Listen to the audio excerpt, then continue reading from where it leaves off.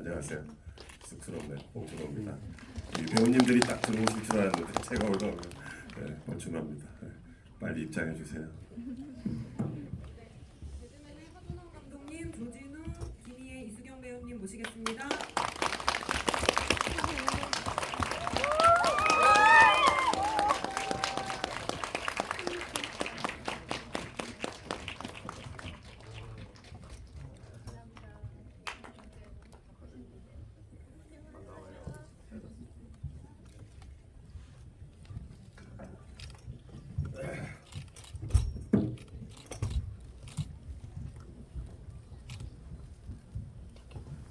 일단 우리 저기 감독님, 저는 사회자니까는 우리 감독님과 배우님들 짧게 인사 스타트를 한번 끊어주시죠. 네, 안녕하세요. 안녕하세요. 각본 감독을 맡은 하춘원입니다. 귀한 거림해 주셔서 감사드립니다. 네, 보셨던 영화 이만재 역을 맡은 조진웅입니다. 반갑습니다. 네. 여기 들라! 오랜 감기 투병으로 감기는 물러갔으나 목소리도 가져갔습니다. 여러분 감기 조심하세요. 오늘 자리 정말 즐겁게 한번 이야기를 이어나갔으면 좋겠습니다. 감사합니다. 안녕하세요. 데드맨에서 신여사 역을 맡은 김희애입니다. 우리 바쁘신 와중에 자리에 참석해 주셔서 너무 감사드리고요. 홍 감독도 너무 고맙습니다.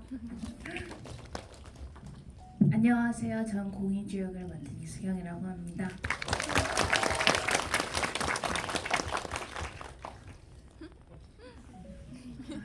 여러분들도 그렇겠지만 저도 오늘 굉장히 설레는 마음으로 왔어요. 재밌게 이따 가겠습니다. 네. 저도 최근 감기에 수렁에서 헤매다가 감기 동지가 감기 너무 요새 감이 심해서 조심하셔야 될 것 같아요. 우리 좌우에서 하준원 감독에게 옮기도록 하는 게 아니라 이제 늦깎이지만 고생도 많이 했지만 이제 신인 감독이란 말이에요. 신인 감독이 영화가 개봉할 때 되면 이제 길을 막 걷는데 갑자기 이제 자기 영화의 광고판이 옆에 버스가 이제 슉 지나가고 가슴이 막 철렁하기도 하고 설레이기도 하지만 그죠? 네, 마음이 복잡하죠 요새. 네, 긴장도 많이 되고요. 피를 말리는 기분입니다. 여기까지만 얘기하세요. 네, 알겠습니다. 우리 신인 감독이라 여러 가지 마음이 복잡한 하준원 감독님을 잠깐 쉬게 해주고 대신 또 우리 멋진 여기 평소 뵙기 힘든 새 배우분들이 있으니까 일단 배우분들께 내가 질문을 많이 하도록 할게요. 잠깐 정신을 수습하고 있어봐요. 일단 우리 김희애 선배님, 은조, 은조. 맞습니다. 옛날에 시나리오를 저한테 보여줬을 때 이제 심여사 그걸로만 기억이 있었는데 영화를 끝까지 보니까 이제 진짜 이름을 알게 되네요. 심은조. 근데 말 그대로 이름에 관한 영화인 것 같아요. 우리가 다 이제 이름이 있잖아요. 끝에 보면 이제 진웅 씨도 이렇게 주민증 보고 막 그러지만 우리가 다 이게 부모님께 받은 귀중한 이름이 있는데 극중 이만재도 이제 자기 딸의 이름을 막 입으로 이렇게 불러도 보면서 이름을 짓는 되게 이렇게 어찌 보면 이름과 관련된 가장 아름다운 순간이죠. 고결한 순간이고 그런 순간이 나오는데 반면 영화 전체에선 그 이름을 정말 더러운 진흙창 속에 집어넣고 악용하고 그런 악귀들의 세상 속에 이제 휩쓸려 들어가게 되는 건데 하나의 이름이라는 테마를 놓고 이렇게 우리 인간사의 복잡한 면모를 다 파헤치는 그런 되게 야심작이었구나. 하준원 감독이 이런 야심에 찬 스토리를 준비한 거였구나라는 걸 다시 한번 깨달았었고 그 이름,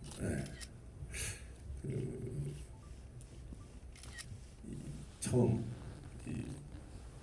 아까 이제 심은조 심여사님 얘기를 잠깐 했었지만 우리 이제 김희애 배우님 영화 몇 편째인지 혹시 세보셨나요? 이번 작품이 뭐 드라마도 많이 하셨지만 영화는 못 세봤지만 그렇게 많지 않은 것 같아요. 10개 되지 않을까. 93년도인가 그 101번째 네. 프로포즈라는 작품 하셨죠? 맞습니다. 윤성근 선배님과 예. 콤비 이루죠. 그 제가 극장에서 봤거든요. 네. 그리고 최근에 또 많은 작품 하셨잖아요. 허스토리다. 네. 또 최근에 뭐죠? 윤희에게. 네. 예, 정말 좋은 영화 작품들 많이 하셨고 또 이렇게 극장에서 오늘 큰 스크린으로 뵈니까 되게 반갑더라고요. 그런데 이제 처음 이 시나리오를 받으셨을 때 하준영 감독부터 네. 어떤 느낌이셨는지, 그리고 다른 배우들도 마찬가지지만 이 대사량이 되게 많잖아요. 그리고 설명해야 될 것들이 많아요. 그러니까 이게 무슨 만약에 무슨 금융감독원이나 은행에서 일하시는 분이거나 뭐 검찰에서 일하시는 분들이라면은 되게 쉽게 더 잘 빨리 이해할 수 있지만 일반 관객들에게 이런 되게 전문적인 금융 뭐 무슨 여러 가지 명의 도용과 관련된 여러 가지 범죄들 막 설명해야 된단 말이에요. 네. 근데 그걸 또 배우분들은 현실 세계에서의 얘기처럼 되게 진짜처럼 또 소화해서 배우로서 그것을 소화해서 펼쳐내야 되는 입장인데, 이 시나리오를 탁해서 처음 받으셨을 때 그 어떤 느낌이셨는지, 이거 또 질문 드리는 사실 이유가 있는데 먼저 일단 네.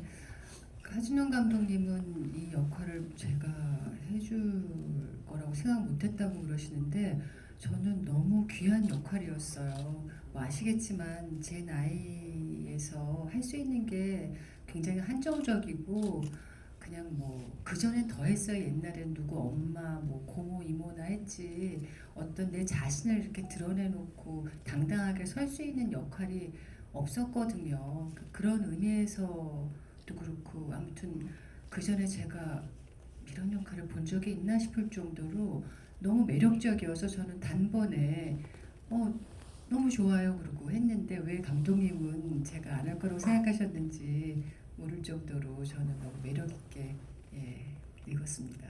왜 그렇게 생각했어요? 잠깐 얘기해 봐. 신인 감독의 마음이 항상 그런 마음 아닐까요? 마쿠의 인물이잖아요. 직접 정치 쪽에서는 이제 정면에 나선 인물이 아니라 마쿠의 인물, 또 뒤에서 뭔가 조종하는 것에 더 매력을 느끼는 인물인데 그만큼 되게 스마트하고 카리스마가 넘치는, 그리고 말씀하신 것처럼 이제 다른 작품들에서 누군가의 뭐 아내라든가 연인이라든가 누구 엄마의 역할 이런 것이 있었는데 그런 부분 이 영화에서는 사실 전혀 다뤄지지 않잖아요. 마쿠의 어떤 정치 세계의 어떤 뒷전을 주무르는 커튼 뒤의 인물로서 나오는데 김희애 선배님만의 그 카리스마 때문에 그런 것들이 영화에서 제대로 살아날 수 있었던 것 같고, 그 대사 아까 질문 드렸던 이유는 사실 그 장면 때문이에요. 처음에 그 영화 되게 초반부죠. 그 고전과 야동에 대해서 설명하는 씬이 있어요. 그 처음에 이제 그 이쪽 담배 드신 앵글에서 시작해서 쭉 이렇게 걸어가서 뒤에 그 바이든 트럼프 얘기할 때까지 그 몇 분짜리 롱테이크야? 한 3분 정도. 예. 그거 대사를 다 하신 거 아니에요? 실시간으로 3분짜리 롱테이크를 그거를 한 샷으로 찍는다는 거를 그 당일날 아침에 얘기하던가요? 감독이 어떻게 미리 연락을 받으셨어요? 사실 되게 당황할 수 있잖아요, 배우 입장에서. 그 한 몇 페이지 되는 건데 그거를 이거 한 번에 찍는다고? 네. 근데 제가 또 이런 얘기하면 또 욕하실 분이 있으실 것지도 모르겠는데요. 저는 좀 예전부터 대사복이 많았어요. 예전에 뭐 드라마 할 때도 김 선생님 작품 받으면은 1회부터 끝까지 다 제가 모든 상대역을 맡아서 했고 또 시간이 한정적이라 제가 그걸 뭐 NG를 낸다던가 그러면은 자연히 뭐 밤을 새고 이러니까 제가 대사를 사실 잘 못 외워요. 그래서 이 막 툭 건드리면 나오게 막 1부터 10까지 완벽하게 제가 외우고 간 버릇이 그때부터 들어가지고 잘 못 외우는데도 불구하고 제가 잘 외우는 사람으로 돼가지고 그런 역할을 저한테 와요. 주로 저는 대사 많은 역할로 주로 와서 이번에도 그냥 자연스럽게 받아들였고 그리고 그것도 다 저는 안 끊는다고 생각했어요. 처음부터? 네, 그래서 처음부터 끝까지 다 했죠. 다 외워갖고 왔죠. 그리고 감독님이 그날 왔는데 이거 조금 바꿨으면 좋겠다고 그러시더라고. 어미랑 뭐 이런 거. 그래서 저희가 막 이게 제가 대사라는 게 아니라 왜 이렇게 툭치 무르르 나오게 됐기 때문에 이 조사나 이런 어휘나 조금 다르면은 제가 엉기거든요. 그래서 별 차이도 없는데 그냥 가세요. 그냥 했던 기억이 있어요. 예. 아니 저 정말 우리 대배우 김희애님께 제가 되게 신뢰되는 질문을 한 것 같네요. 이미 그 정도 대사는 거의 그냥 껌처럼 이렇게 가볍게 아니, 왜냐하면 근데- 우리 그 여기 젊은 관객분들도 아마 잘 아실 텐데 우리 전설적인 김수현 선생님 작가님 계세요. 저도 중고등학교 때부터 그분 드라마 보면서 자랐는데 엄청난 대사들의 폭포 같은 양연이 펼쳐지는 한번 검색해 보세요. 김수현 그 전설적인 작가님이세요. 저 마더 때 일했던 김혜자 선생님도 그분 작품을 정말 많이 하셨고 그 엄청난 대사량을 그때 이미 소화를 하신 거죠. 네, 그때 트레이닝이 돼서 저한테는 정말 무슨 박사학위 받은 그 선생님 작품을 3개 정도 연달아 했는데 저한테 너무 큰 그 기둥이라 그럴까요? 그 대들보처럼 배우로서 그게 돼서 되게 강해졌어요. 그래서 예. 그래서 좋습니다. 예. 그 신이 상당히 도입부에 있잖아요.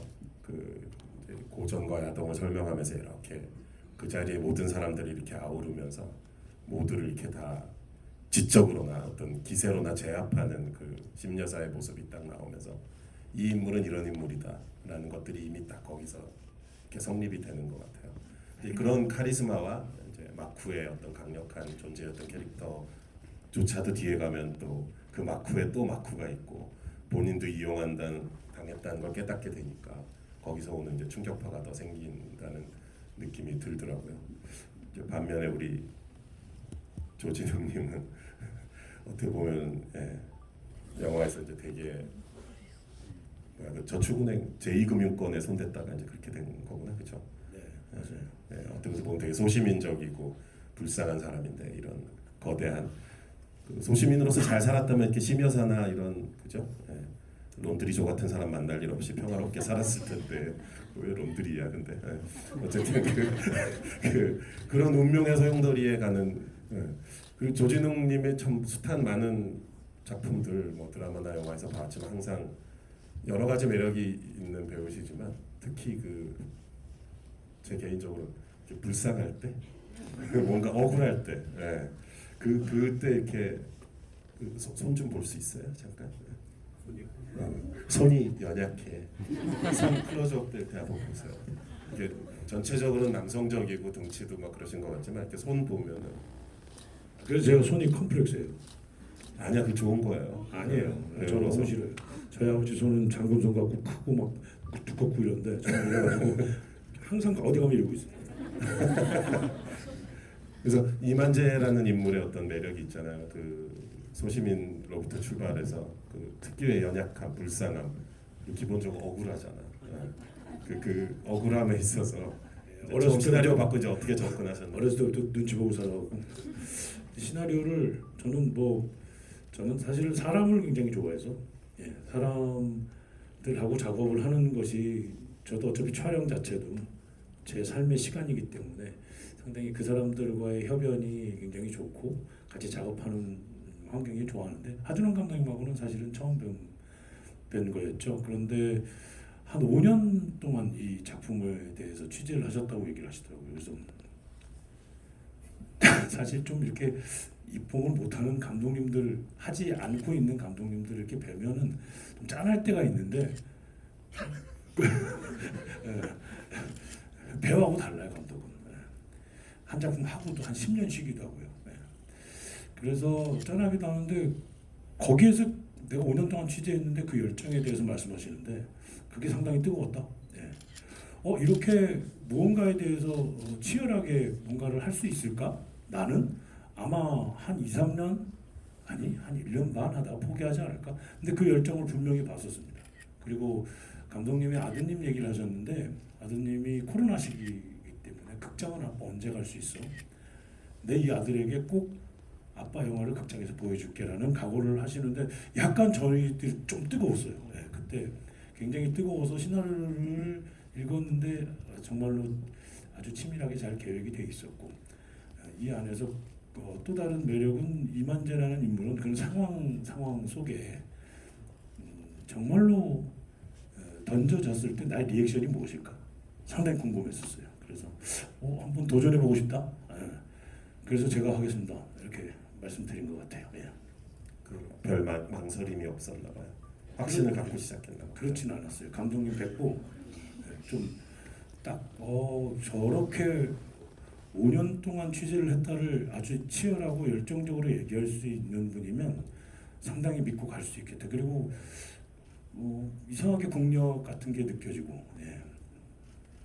예. 너무 좋은 얘기인데 제 질문의 핵심은 그 본인 캐릭터의 특유의 그 불쌍함과 억울함에 대해서 어떤 뉘앙스를 갖고 접근했는지. 저는 뭐 접근했다기보다도 굉장히 제가 눈치 보면서 살았다 그랬잖아요. 그게 본질적인. 네, 그렇죠. 항상 어른들 눈치 보고, 네, 동생들 잘 보살펴야 되고 뭐 이런 건데, 되게 억울했어요, 진짜. 얘는 왜 이렇게 됐지? 이렇게까지 될 수 있을까? 뭐 이렇게까지 될 건 아니고 나도 치열하게 살고 있는 건 다들 그렇게 살지 않나요? 네.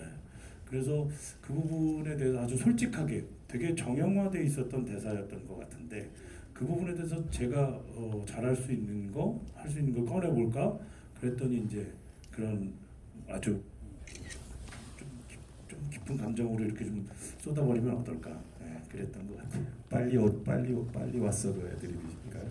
그 택시 와 있잖아요. 이원복 청로가 빨리 와. 이러고 택시 타고 가잖아요. 그 아내가. 저는 반면으로 김희애 선배님처럼 그런 브리핑 대사들을 전혀 못하거든요. 그래서 제가 공작이라는 영화를 할 때 윤정빈 감독한테 야, 이 대사가 뭐 이렇게 많냐 그랬더니 형님 이거는 액션이 없고 국악 액션이요 그랬는데 저 대사 많은 거 정말 힘들어해요. 근데 선배님은 굉장히 디테일하셨는데 아마 제 대사는 뭐 기본 큐 대사를 제외하고는 거의 대부분이 애드립이죠. 근데 그 정지영 감독님 뭐죠? 블랙잭 블랙머니? 네. 거기서는 검사 역할로 네. 막 법적인 설명 뭐 이런 거 막 자유자재로 잘 하시던데 거기서. 그러니까 엄청 고생을 다 외워야 되니까. 네. 근데 그거 블랙머니도 맨 마지막에 어떤 연설하는 장면이 막 있고 폭로하는 장면이 있었는데 그것도 제가 좀 실수를 한 게 처음부터 옥타브를 너무 높게 잡은 거예요. 그래서 야 나중에는 후두부에 약간 뭐가 오더라. 우리가 흔히 노래방에서 하는 실수를 그때 하신 거고요. 네, 그렇죠. 그렇게 시작.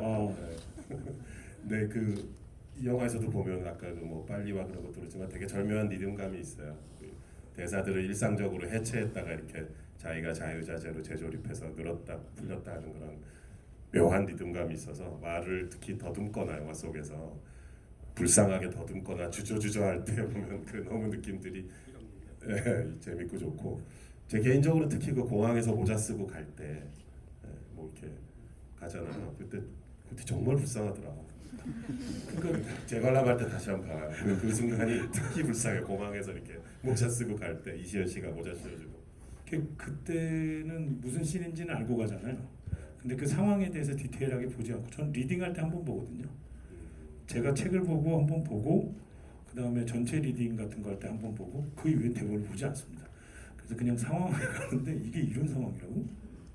난 아무것도 안 했는데 이런 것들을 한번 던져보는 게 확실한 리액션인 것 같아요. 예. 그런 접근을 하셨구나. 예.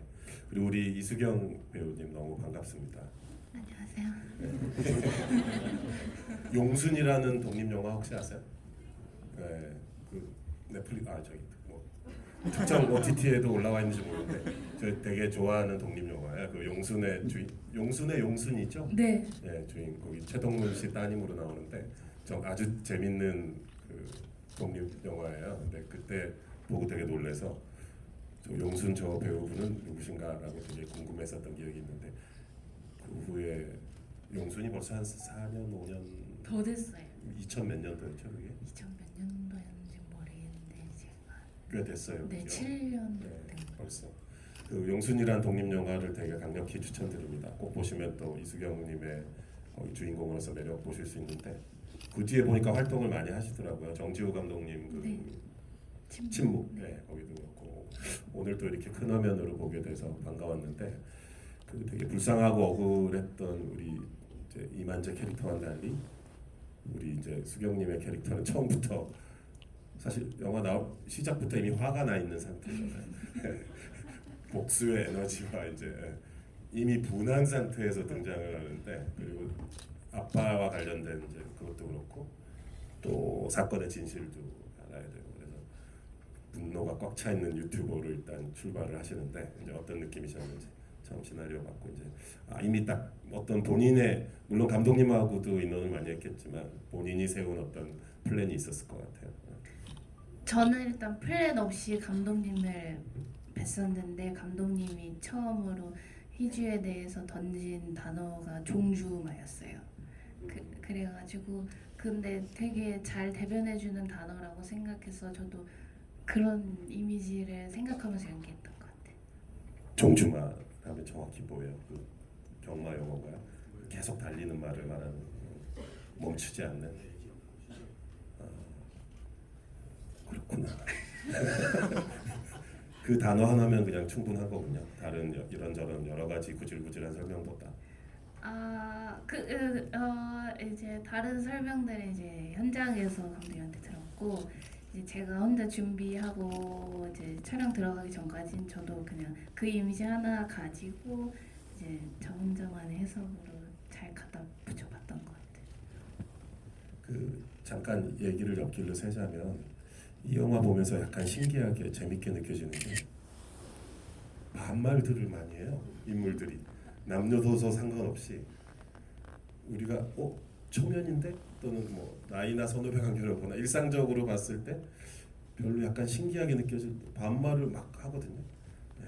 근데 특히 수경님이 누군가에게, 어른에게 반말할 때 너무 매력적이더라고요. 그게 또 이렇게 세대가 어리니까 더 그렇게 느껴지겠지만 그러니까 대본 봤을 때 그런 느낌이 있었던 건가요?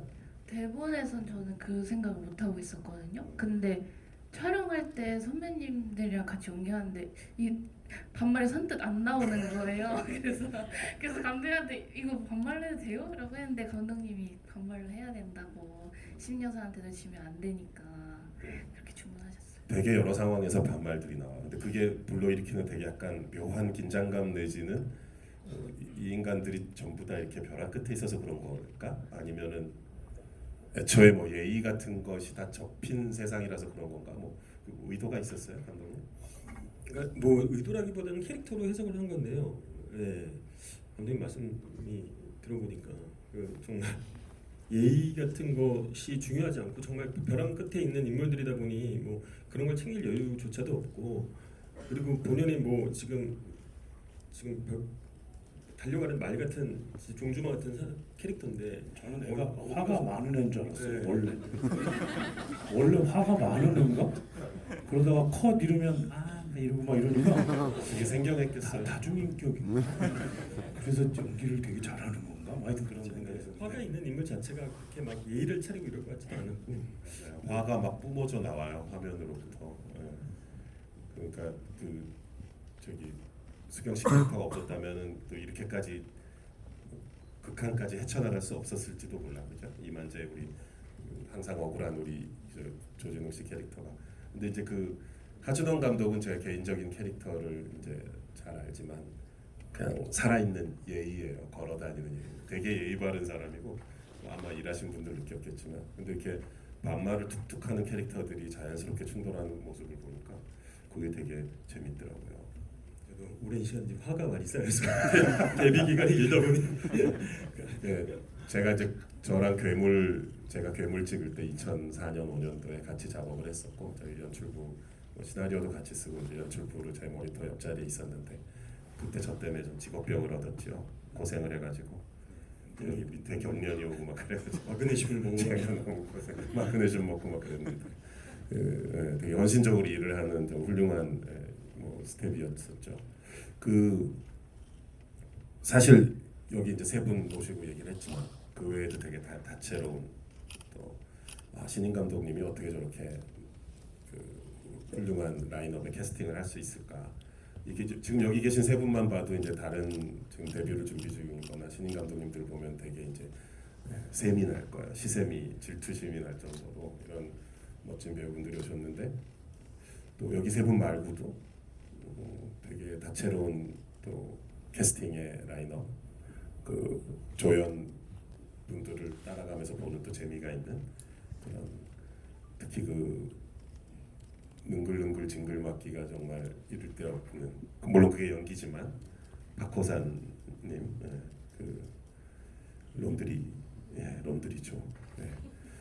그리고 갑자기 나타나서 또 우리를 비록 짧은 시퀀스였지만 우리를 즐겁게 해준 또 우리 소녀시대 최수영님 맞죠? 네. 되게 또 천연덕스럽게 연기하시더라고요. 우리 조연분들 얘기 좀 해주세요. 어떻게 이렇게 또 캐스팅하게 됐는지. 네, 박호산 배우님 같은 경우는 이 역할을 보고 본인이 완전히 다른 악역을 한번 해석해 볼 수 있을 것 같다는 그런 말씀을 하시더라고요. 그래서 되게 직관적으로 이거는 내가 어떻게 캐릭터를 만들어 보겠다라는 엄청난 확신을 갖고 계셔서 그거를 저도 리딩 때까지는 잘 안 보여주셨는데 현장에서 이제 헤어를 좀 이렇게 특이하게 뭐 곱슬머리로 이렇게 만들고 했는데 되게 스스로 좋아하시더라고요. 그 분장 컨셉을. 그 헤어를 만든 다음에 본인이 어떤 캐릭터인지 더 확신이 온다 이런 말씀을 하시면서 보여주셨는데 저도 이 영화 지금 이렇게 보여지면서 박호산 배우님의 그 악역 캐릭터에 대한 얘기들이 많아서 좋은 얘기들이 많아서 굉장히 하여튼 좋고 진짜 화면 봐도 그냥 인간 자체가 막 기름에 절여진 인간처럼 되게 부담스러울 정도로 막 그 느낌이 억울하지만 뭔가 풋풋함이 그래도 남아있는 이 이만재 캐릭터와 강한 대비를 이루면서 되게 느낌이 강하더라고요. 최수영님은 원래 특별 출연의 형태로 나오시는 건가요? 네, 그런데 저는 이제 최수영 배우님은 되게 놀랐던 게 너무 짧은 어떻게 보면 짧은 시간 나오는 역할이긴 한데 정말 대사 하나에 한 10가지 버전을 준비해 오시더라고요. 그러니까 너무 노력을 많이 해서 그래서 처음에 이 배역을 들었을 때 이거를 어떻게 이거를 하실까 말까 이런 고민이 있었을 거 아니에요. 근데 본인이 계속 주연으로도 지금 많이 활동하시는 역할들 같은 게 그런 역할이 너무 많아서 이런 좀 이상하고 좀 엉뚱하고 좀 하여튼 이런 클럽 세계에 있는 것 같은 인물을 한번 너무 해보고 싶었다. 그래갖고 오히려 되게 욕심이 난다고 얘기를 하시더라고요.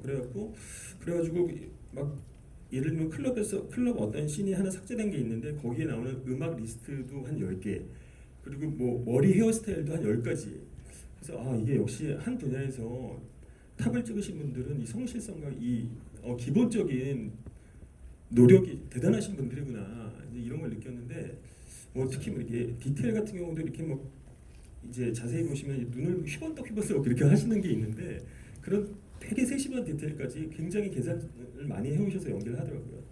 그래서 그랬던 기억이 있습니다. 연기 욕심 많은 분이시고 아까 제가 소녀시대라는 꼬리표로 설명을 해드려서 되게 죄송할 일이죠. 사실은 연기 경험이 많이 있는 분이잖아요. 그럼요. 연기 경력도 많이 쌓아왔고 이제 아까 뭐 눈이 희번덕한 거나 이제 뭐 박화사 선배님 머리 이런 거 얘기도 했었는데 그 시각적으로 아까 이제 배우분들 여기 계신 분들한테 이제 대사 얘기를 많이 했지만 사실은 화면에 어떻게 보여지는지 이제 배우의 모습, 촬영과 조명과 의상과 분장과 모든 것으로 버무려지는 이제 배우의 시각적인 모습에서 또 관객들은 많은 인상을 받을 수밖에 없고 감독이나 배우분들도 그게 항상 신경 쓸 수밖에 없는 부분인데 그 김희애 선배님 그 영화 끄트머리에 보면은 그냥 학생 시절 그 학사 못 쓴 사진 나오잖아요. 그리고 아마 이제 심은조 캐릭터는 그 정치학을 전공하신 해외에서 아마 그죠? 정치에 대한 나름의 이상과 꿈을 갖고 살았던 인물인 것 같은데 그리고 그때 했던 이제 자기의 뭐랄까 꿈이라든가 신조 같은 게 거기 사진 뒤에 적혀 있고 그 사진 혹시 어떤 본인 실제 학교 졸업돼서 네, 대학교 사소한 질문인데 네, 맞아요. 별로 마음에 안 들지만 그래도 여기 도움이 될까 싶어서 찾아서 왔었죠. 중앙대학교 네, 영유학과 졸업 당시 사진 맞습니다. 저도 옛날 생각이 나면서 보니까 그 이런 얘기 해도 되나 그 음반 취입하신 적 있잖아요. 그 노래 아직도 네. 기억나는. 그거는 저기 그걸로 제가 무슨 뭐 가수도 했었다는데 가수는 아니고요. 제가 옛날에 라디오 DJ를 한 2년 정도 한 적이 있는데 기념 앨범 그 당시에 EFM 그 라디오 DJ하고 MC3 기념 앨범이 냈는데 그 앨범에서 운 좋게 제 노래가 알려져가지고 그렇게 됐어요. 갑자기 이런 산만한 얘기해서 죄송합니다. 우리 김희애 선배님의 8, 90년대 그 추억들이 생각나서 제가 소리 노래 한 곡. 저도 좀 살짝 한 소절이라도 밤에 구독 감사드리잖아요. 박수 한번 주세요. 이거 사전에 뭐 짜거나 하는 거 전혀 아니에요. 지금, 아이가 나를 잊지 말아요. 나 떠난 집으로 나를 잊지 말아요.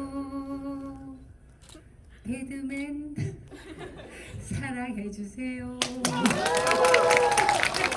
다음은 감사합니다. 이거 전혀 계획하거나 한 게 아닌데 어떻게 이렇게 사태가 번져서 죄송합니다, 여러분. 어떻게든지 좀 홍보 좀 해보고 싶어서 제가 죄송합니다. 근데 이 노래 너무 오랜만에 들어보네요. 네. 이게 가요 프로 거의 탑 10에 올라갔었던 그런 히트곡이에요. 그 당시에 유튜브 검색해 보시면 나올 거고. 네, 감사합니다.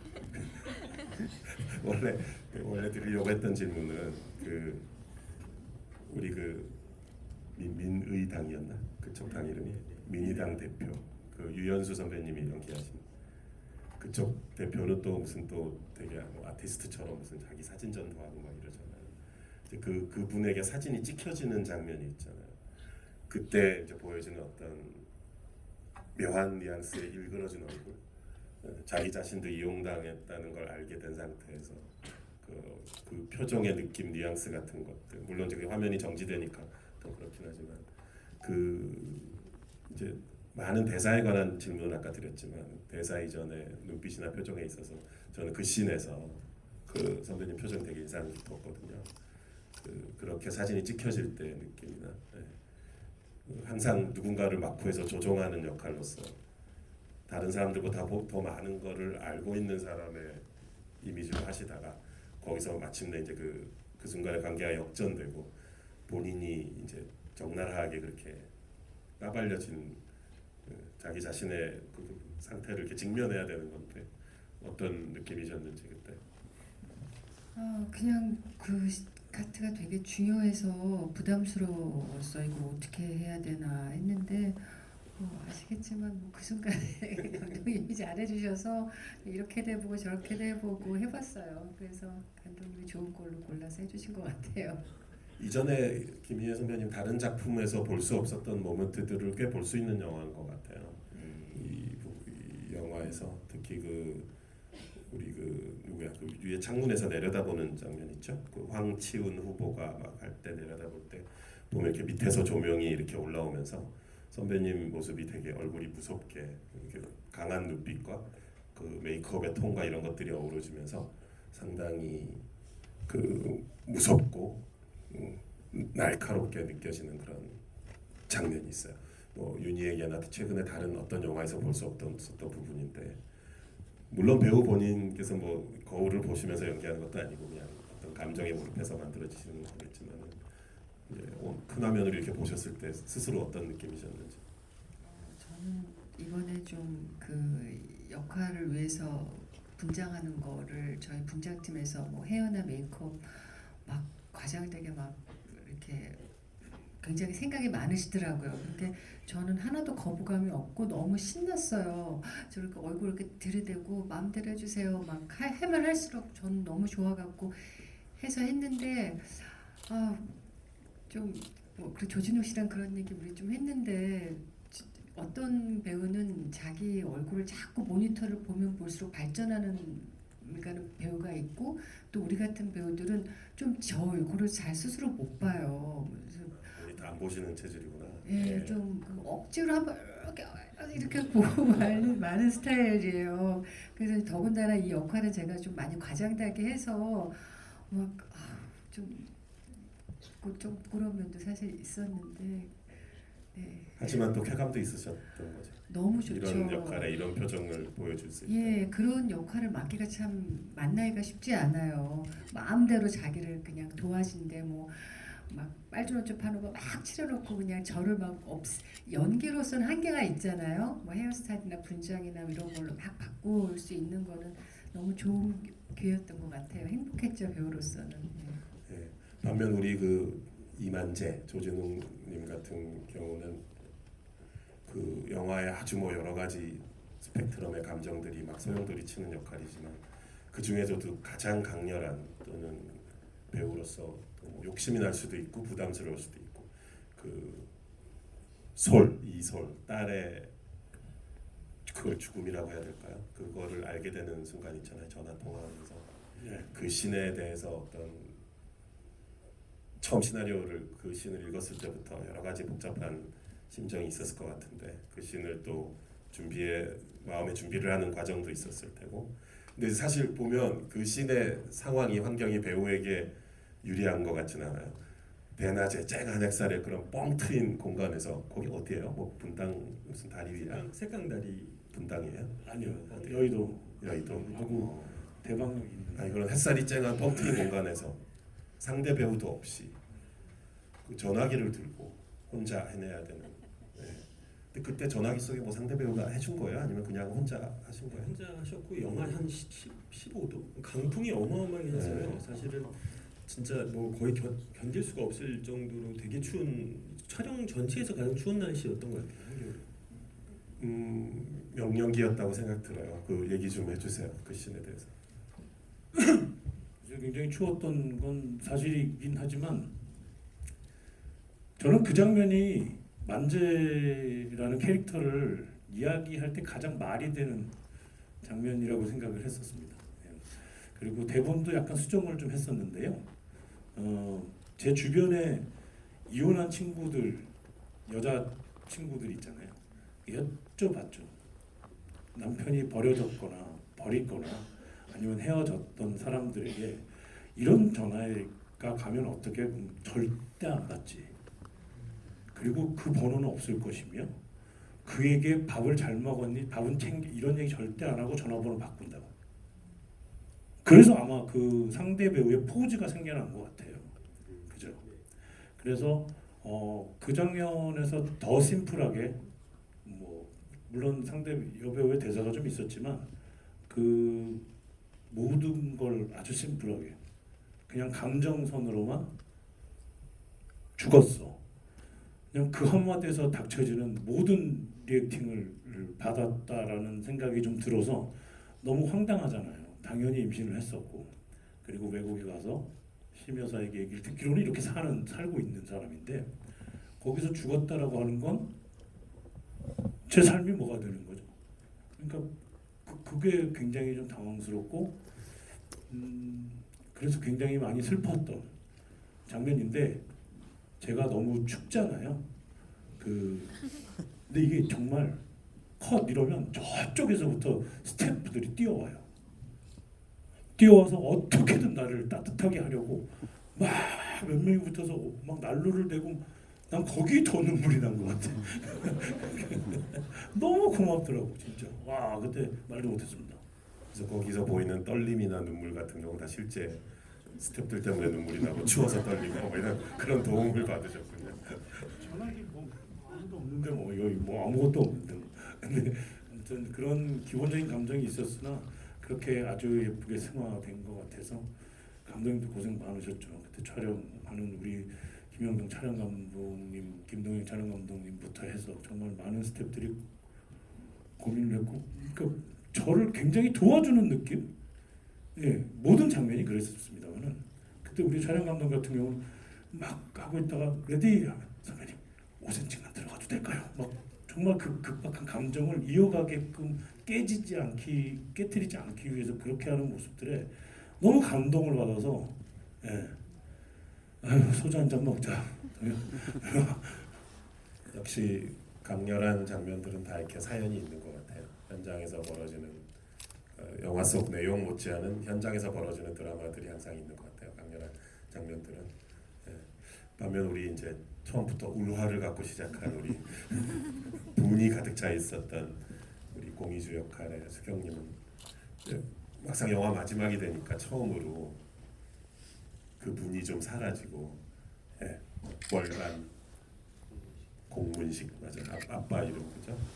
되게 예쁜 책 표지랑 월간 공문식을 발간하면서 그 화면에 이렇게 좀 따뜻한 햇살이나 이렇게 조명의 분위기도 그렇고 처음으로 이렇게 좀 뭔가 그 분이 사라진 모습으로 나온단 말이에요. 그 신 찍을 때는 어땠어요? 이제 종주마의 짐을 벗은 건가 거기서는? 그래서 진짜 감독님이 마지막에 살짝 미소를 지어달라 하셨는데 미소를 어떻게 지어야 되지? 그거 너무 어색한 거예요. 미소가 났어. 네, 미소가. 그리고 그 왕팔토 선배가 있었잖아요. 그래서 그때 찍을 때 왜 계세요? 이랬어요. 여기 왜 계세요? 이랬어요. 갑자기 너무 저는 그 전사를 모르니까 여기 왕팔통이 저랑 같이 일하게 되는 것까지 과정을 모르니까 되게 좀 다른 영화 찍는 기분이었어요. 그 장면은. 그 왕발통이가 안경 쓰고 네. 그 이상 그 세그웨이가 아니라 그 뭐라 그러죠? 타고 다니는 한국말로 왕발통이라고 하더라고요. 그게 왕발통이에요. 예, 그렇게 표현한다고 하더라고요. 아, 그분 배우분 성함이 제가 죄송합니다. 최영우. 그 캐릭터 되게 인상적이었어요. 네. 딱 세 번인가 두 번 나오지만 구독 좋아요 뭐 하고 있다고 하고 그런데 그거 세그웨이 네, 왕발통 네, 네, 그거 연습하신 거예요? 그분 원래 그렇게 잘 타시나? 아니요, 이제 연습하셨는데 이게 네. 사실 촬영 직전에 외발이 온 거예요. 소풍집에서 아. 착오가 있어서 그래서 두 발로 연습을 하셨는데 네. 예, 현장에 외발이 도착해서 한번 난리가 났던 적이 있는데 결국은 잘 하여튼 근데 연습을 하신 거죠. 그래서 그 되게 갑자기 그 신 기억이 나고 사실 우리 감독 배우님들과 할 얘기가 또 무척 많은데 우리 또 이 관객분들의 질문을 또 받아야 하는 시간적인 또 흐름 속에 있어가지고 오늘 보시면서 여기 또 화전홍 감독님이나 배우분들께 질문 있으신 분들 여기 마이크를 들고 달려가 주실 거예요. 네, 질문 여기 일단 제일 가까운 네, 감사합니다. 영화 잘 봤습니다. 극 중에서 이름에 대한 의미와 가치가 되게 중요한 소재로 사용된다고 생각이 드는데요. 실제 두 감독님들과 배우님들의 의미에 대해서 한번 여쭤보고 싶습니다. 이름의 의미에 대해서. 제가 느끼는 이름의 의미를 말씀하시는 건가요? 아니면 제 이름의 이름의 실제 이름. 실제 이름. 저는 뭐 중걸 준자의 근원 원자를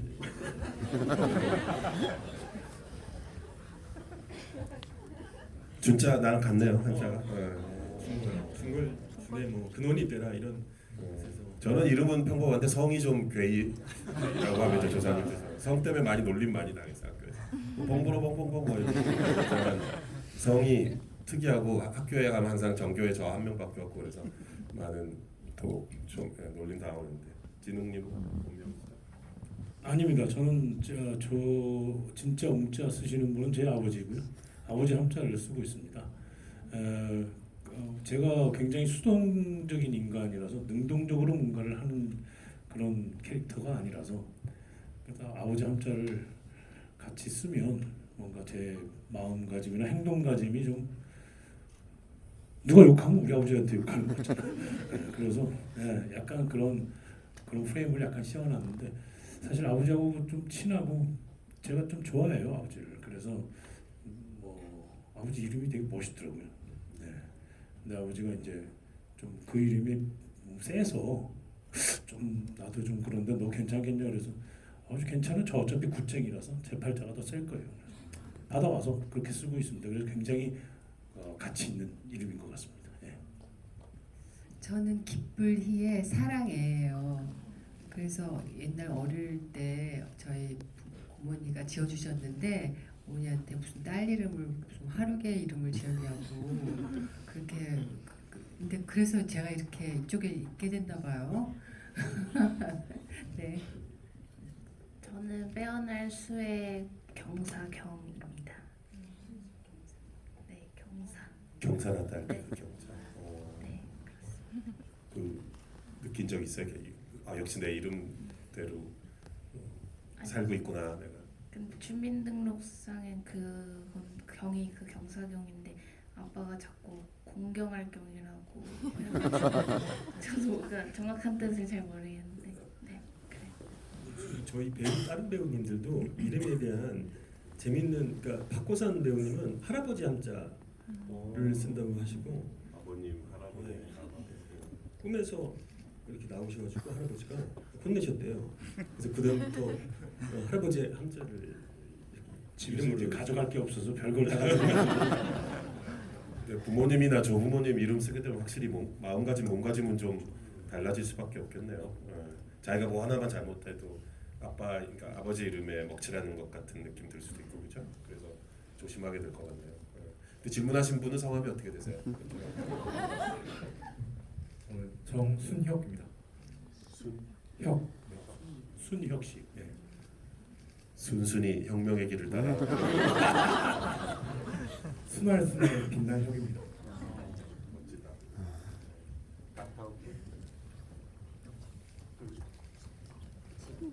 제일 앞줄.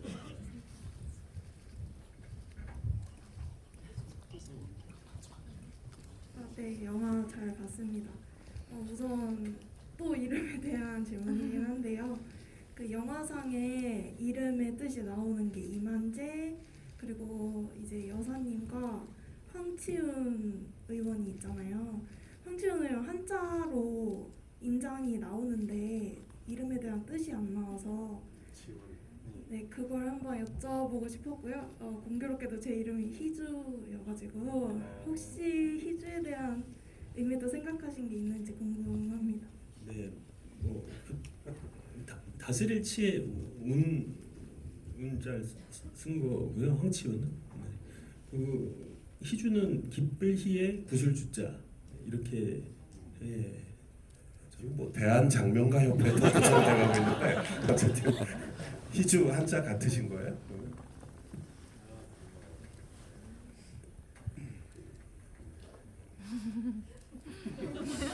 실제 장명가 분들 도움 받은 거 있어요? 시나리오 쓰는 과정에서? 아니 그렇진 않고 이제 이렇게 인장가 분들 중에 영리 인장이라고 이렇게 운세를 진짜 이렇게 보시고 하시는 분들이 있더라고요. 도장 파주시면서 운세 봐주시는 분들 그런 분들 좀 여러 번 만났어요. 아까 이제 그 화려한 조연진 분들 얘기하면서 잠깐 우리가 빼먹고 말았는데 우리 또 전설적인 배우이신 살아있는 전설이신 우리 전무성 선배님이 인장가 역할로 나오시잖아요. 거기서 이제 처음에는 그냥 주인공 이름을 파주는 그런 캐릭터신가 했더니 알고 보니 영화의 결말 부분에 가서 아주 중요한 의미를 가진 분으로 나오는데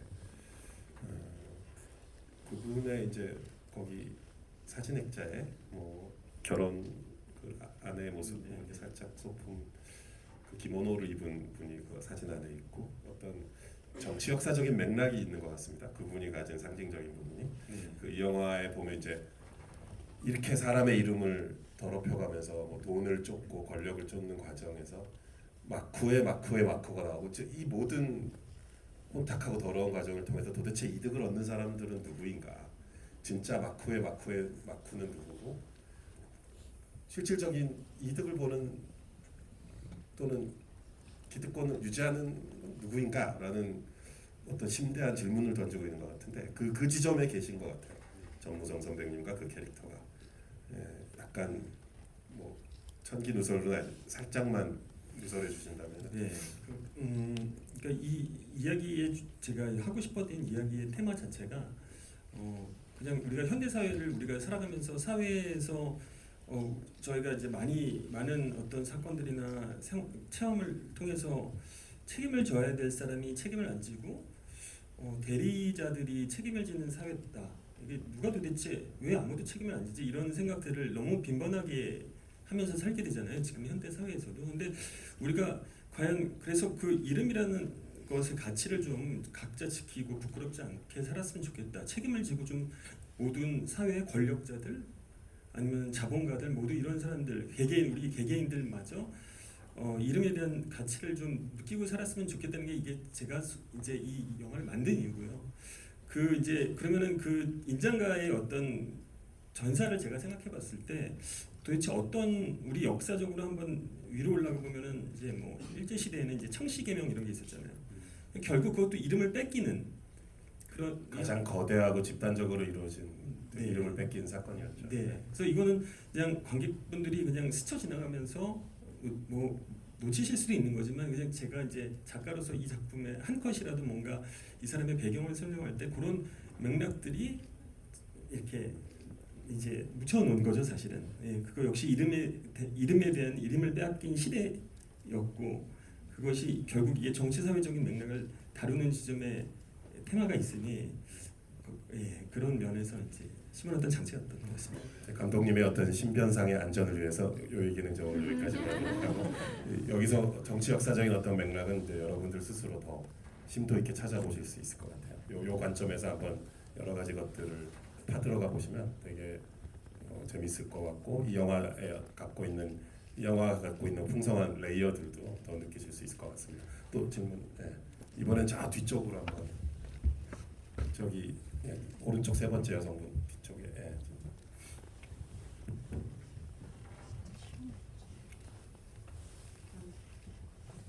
저는 이거 처음에 예고편을 보고 그 김희애 배우님 그 심야사 캐릭터가 그 퀸메이커에서 황도희로 나왔던 어떻게 보면 직업은 같은 직업이잖아요. 그 전략기획실 실장이기는 하지만 어쨌든 정치 쪽에서 도와줬던 역할이고 그래서 근데 이걸 보니까 또 두 캐릭터가 되게 다르게 느껴졌는데 배우님은 이걸 대본이나 뭐 연기하실 때 두 캐릭터가 어떻게 다르다고 생각하셨는지 궁금합니다. 뭐 퀸메이커는 시리즈물이어서 이 영화하고는 좀 아무래도 장르가 좀 다르다고 생각했고 정치 컨설턴트가 되긴 했지만 그 황도희는 처음에 어떤 그 대기업의 어떤 뭐랄까 이렇게 처리하고 해결사였다가 자기네 그 처한 상황으로 인해서 마지막에 이렇게 정치 컨설턴트가 될 수밖에 없는 그런 여자였고 여기서는 처음부터 그냥 바로 되게 파워풀하게 나오고 전체 그 정치판을 내선하는 좌지우지하는 그런 스케일이 좀 다른.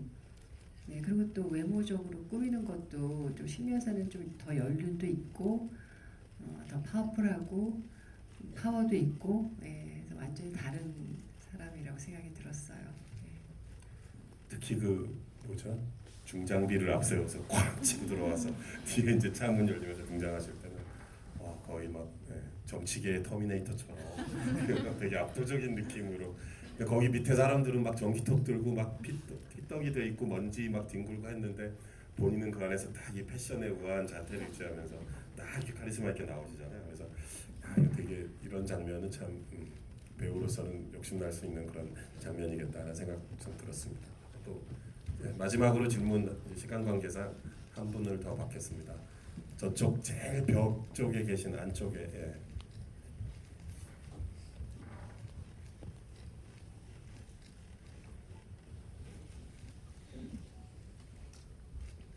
네, 너무 잘 봤습니다. 일단 감독님이 준비 기간이 굉장히 길으셨다고 들었는데 그래서 뭐 화도 많이 쌓이셨다고 이렇게 하셨는데 어떤 마음가짐으로 그 기간을 버티셨는지 궁금하고 또 하나는 가끔 뭐 핸드헬드 장면처럼 이렇게 흔들리는 장면이 있는데 약간 다큐멘터리처럼 보이고 싶은 그런 마음이 있으셨는지 그거 궁금하고 그다음 김희애 배우님은 제가 예전부터 아들과 딸 때부터 너무 팬이어가지고 네 윤희에게도 너무 잘 봤고요. 근데 항상 제가 오늘 작품에서도 느낀 건데 이렇게 감성적인 부분과 이성적인 부분이 굉장히 그러니까 감정이 과잉되지 않는 그런 점이 굉장히 저는 좋게 느껴졌거든요. 그래서 그런 부분들이 타고나신 건지 아니면 오랜 연기 경력으로 인해서 트레이닝이 되신 건지 궁금합니다. 세 가지 질문. 아유 제가 좀 오래 했죠. 근데 기억해 주셔서 감사드리고요. 사실 좀 아까도 말씀드렸지만 저는 좀 제 연기를 잘 안 봐요. 좀 부끄럽고 그래서 아마 이 역할도 저희는 한 번 하면 이제 끝이잖아요. 기회가 없잖아요. 한 번 할 때 잘해야 되는데 다음에 하면 더 잘할 것 같아요. 완전 좀 다른 방향으로 하는 그런 또 생각을 하게 만들었어요. 솔직히 말씀드리면 네. 네, 저 긴 기간 그 마음가짐 어떤 마음가짐으로 버텨왔나 이런 말씀하신 것 같은데요. 그냥 영화에 대한 사랑, 애정 뭐 이거 아니면은 뭐 이렇게 버티기가 힘든 것 같아요. 제가 봉준호 감독님이랑 작업을 오래전에 하고 그때 감독님 그런 질문 사실 많이 받잖아요. 감독님한테 뭘 배웠냐, 뭐 어떠냐 감독님 이런 얘기를 정말 많이 듣긴 하지만 제가 감독님한테 사실 배운 가장 큰 거는 영화에 대한 정말 어마어마한 그 사랑이었었거든요. 그러니까 역시 그 기간을 버틸 수 있는 거 지금 영화가 너무 힘든 사실 상황이고 극장의 시대가 굉장히 뭐 저물어가다 이런 비관적인 상황이 전 세계적으로 사실이지만 영화에 대한 그 애정은 사랑은 뭐 그것만이 그냥 버틸 수 있는 영화인들이 모두가 마찬가지가 아닐까 생각합니다. 네, 오늘 그래서 이렇게 큰 화면에서 스크린 영화 또 신인 감독이 만든 작품을 이렇게 큰 스크린에서 보면서 같이 얘기도 나눌 수 있고 이런 시간이 되게 소중한 것 같고요.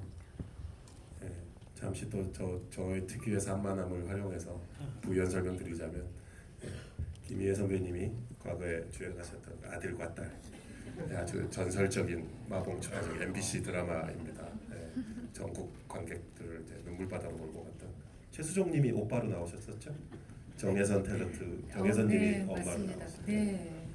그 한국의 그 남아 선호 사상과 그 아들과 딸을 막 차별하면서 정말 눈물 없이 볼 수 없는 아마 유튜브 같은데 있을 거예요 드라마 그죠? 걸작 드라마입니다. 장수봉 감독님이셨나요? 대단하시네요. 제가 보니까. 어릴 때 드라마를 많이 봤었기 때문에 그 장수봉 감독님이라는 또 전설적인 드라마 감독님이 계세요. 마당 깊은 집 뭐 이런 거 하신 분인데 그분의 걸작 중에 하나입니다. 아들과 딸.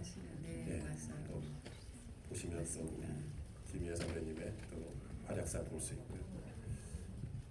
왜 이런 얘기를 하고 있지? 어쨌든 그 다시 한번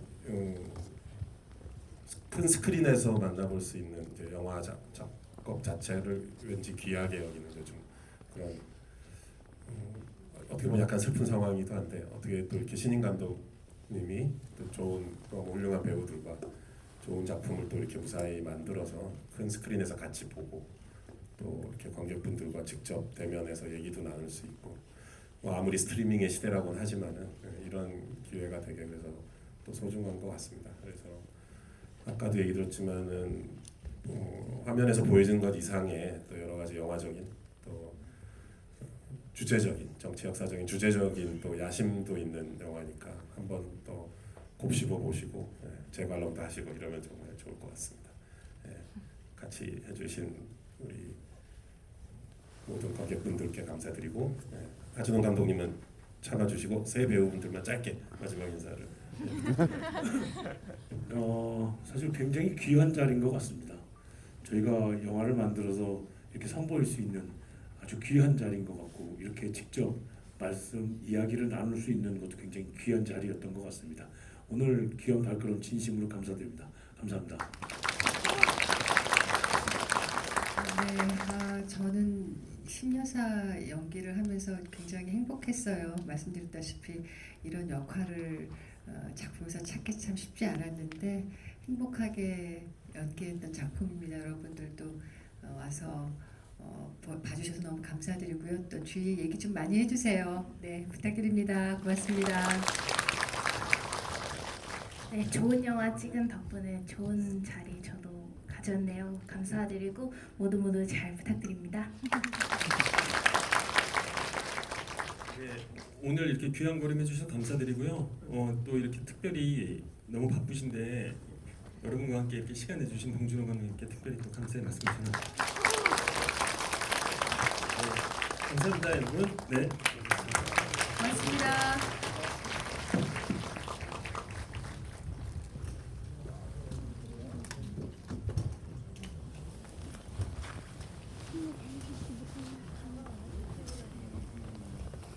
맛있게 하십시오.